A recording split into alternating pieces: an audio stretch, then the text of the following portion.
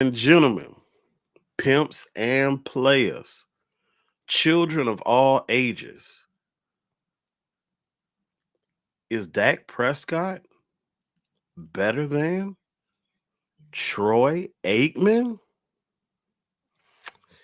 So, look, apparently, this tweet has ruffled a lot of feathers and it's got people on both ends of the spectrum. But hey, I'm here for it. I'm ready to have an adult conversation. And if it's one thing you gonna know about AMP, if you haven't already learned, your boy is ready for all the smoke. All the smoke. Let's go.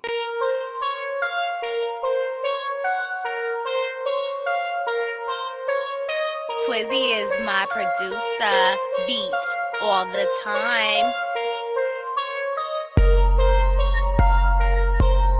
Yeah,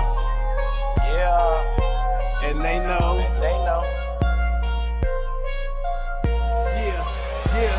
Yeah. They say nothing comes from a dreamer. I'm just here to let you know we been hustling 24/7, 365. Get that dough. Don't know when I'm gonna stop, cause that paper feels so good. Turning and gripping grain, leather seats with the wood. And she loves to roll with me. She hold it down, shotgun. Windows tinted, so you know she blow me shotgun. And I'm riding in the whip to the money. Drop y'all. They come back in for the money. They call me Mr. Certified. Come and get that kid right. I'm trying to see the world been a key. Come take a flight. I can see it now. Twins winning the Grammy. Them haters gon' be mad. You know they can't stand me, but it's so cool. I'm just reppin' for my team. Check the stats, pimpin'. We playin' for that rain, no flexing. Sit back, watch me do me. If you ain't heard, they love that twin. And they know, and they know, and they know, and they know, and they know, and they know. Let's go. They love my shit. They love my shit. They love my shit. And they know, and they know, and they know, and they know, and they know, and they know, and they know. They love my shit. They love my shit. They love my shit. They love my shit. And if you don't know, you're gonna find out. So, we're having the adult conversation about not only this team, not only about Dak Prescott and the history of the Cowboys, but we're going to dive into this thing because I posed to you all a question in the intro. And I simply asked the question, is Dak Prescott better than Troy Aikman? Now, the obvious answer is no. Matter of fact, is hell no. However, Dak is better in some areas. Now, I put the thought out there. I was watching Boss Cowboy, shout out to him, watching him last night, and I was looking at the comments as they were coming in. And I've heard this over and over before, but it's getting even louder now. And a lot of Cowboy fans, unfortunately, say Dak Prescott is not able to put a team on his back. That's what all the greats do. That's what they tell you. And I'm like, that's a very flawed statement. I ain't going to call you a liar, but I'm going to say that's a very flawed statement because history will tell you that the greats to themselves had help. John Elway took him a while to get there. He had help.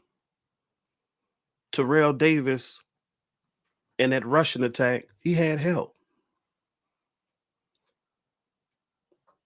And just like all the other greats, Troy Aikman too had a lot of help.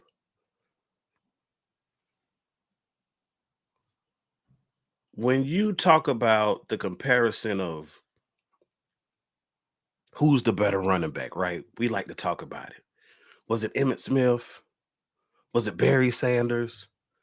And a lot of times people will make the argument for Barry Sanders on a conditional basis, and they'll say, well, if Barry had Emmett's line and he had played a little bit longer, excuse me, his stats would be better, right?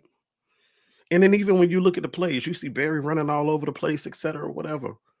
So with that being said, we're going to go with that, right? Because I'm not really here to argue who's the better running back, but it's just we're talking about the caliber of running back. But I also want to use that to credit our offensive line that we had. Troy Aikman had a superb offensive line. It was a wall. And I even saw somebody put in the comments and say, you know what? Michael Irvin said, if him and Troy had that line with the way that the league is now, the way defenses are now, he said they stats and numbers would be through the roof compared to what they did in the 90s.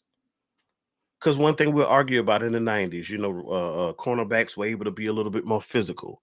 You could hit the quarterback. The league has gotten a little soft in trying to protect these players. Understood. So Troy had a world-class offensive line, Hall of Fame running back, arguably one of the best running backs in the league, Hall of Fame receiver, great compliments of other receivers, Jay Novacek. And then who did he have going in the hole before him? The last real fullback to ever be on the Cowboys roster, Moose Johnson. Y'all know who I'm talking about. So, as good as we recognize Troy Aikman for being, we talk, people want to talk about leadership and, he made those guys play for him and he challenged authority, he was that guy. Urgh. And I get it.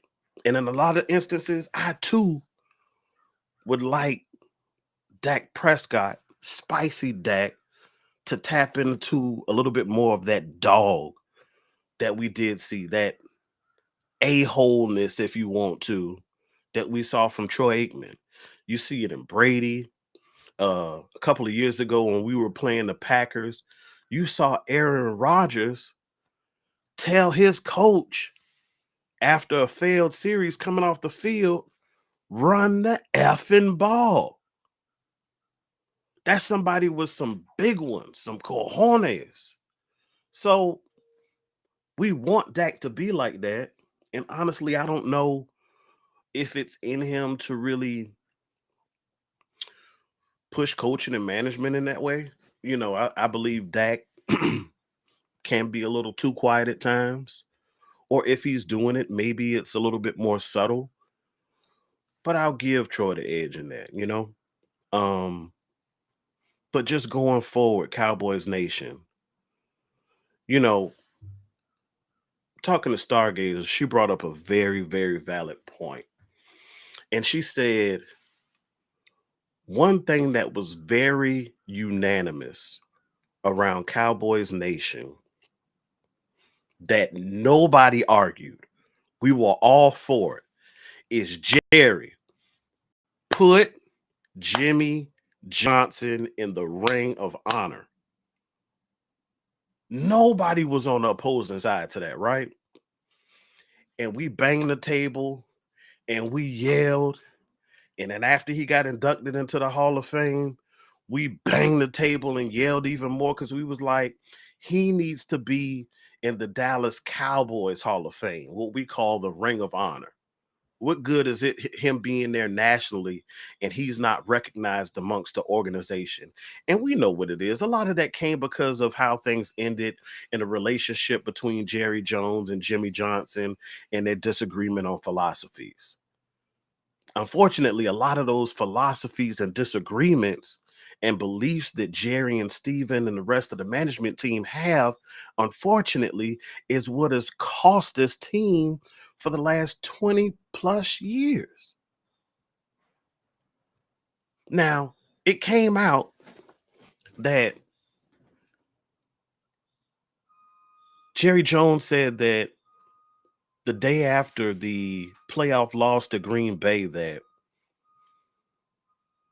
what he had anticipated doing on that Monday is having a meeting with Mike McCarthy to go over the game plan for the upcoming week.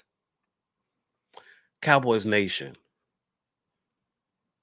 it's Tuesday, and in Amp's world, it's Tell the Truth Tuesday.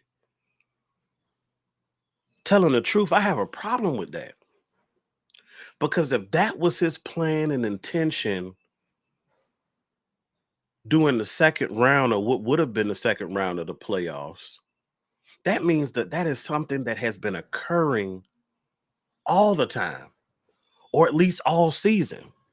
So guess what? Now I'm a backtrack. Remember what Cole Beasley said after he left the team? He said that management dictates where the ball goes for the Dallas Cowboys. So to me, that just that one statement that Jerry said now validates what Cole said.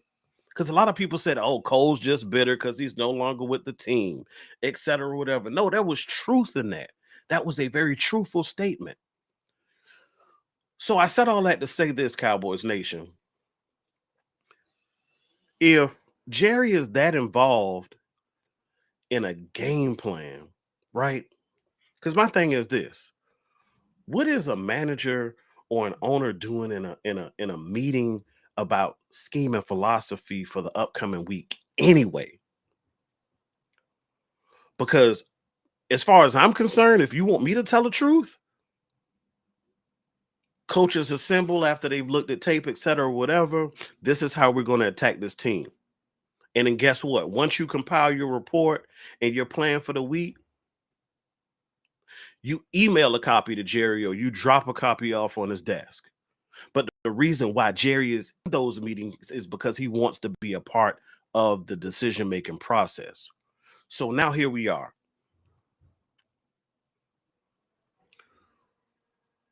Jerry Jones wants to be a part of the decision-making process.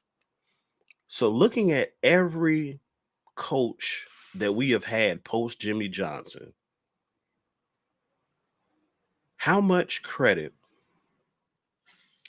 or how much blame can we give those coaches?